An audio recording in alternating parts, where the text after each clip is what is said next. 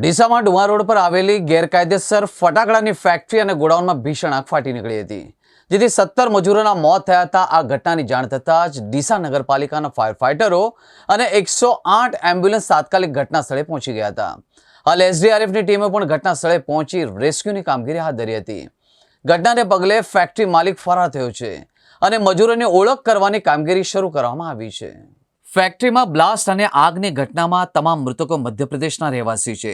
સૂત્રોના જણાવ્યા અનુસાર આ મજૂરો 2 દિવસ પહેલા જ મજૂરી કામ માટે આવ્યા હતા અને ફટાકડા બનાવવાનું કામ કરતા હતા। એ દરમિયાન બ્લાસ્ટ થતાં તેઓના મોત નીપજ્યા હતા। હાલ મૃતકોની ઓળખ માટે કાર્યવાહી શરૂ કરવામાં આવી છે। પ્રાથમિક માહિતી મુજબ ફટાકડા બનાવવાના દારૂગોળામાં પ્રચંડ વિસ્ફોટ થતાં આગ લાગી હોવાનું અનુમાન લગાવવામાં આવી રહ્યું છે। વિસ્ફોટ એટલે પ્રચંડ હતો કે બાજુમાં આવેલું ગોડાઉન ધરાશયી થતાં 200 મીટર દૂર સુધી કાટમાળ ફેલાયો હતો, જ્યારે મજૂરોના માનવ અંગો પણ દૂર દૂર સુધી ફેંકાયા હતા। બનાસકાંઠાના ડીસામાં ગેરકાયદેસર રીતે ચાલી રહેલી ફટાકડાની ફેક્ટરીમાં દારૂગોળામાં પ્રચંડ બ્લાસ્ટ થયો હતો। આ બ્લાસ્ટ એટલો ભયાનક હતો કે ગોડાઉનનું ધાબુ જમીનદોસ્ત થઈ ગયું હતું।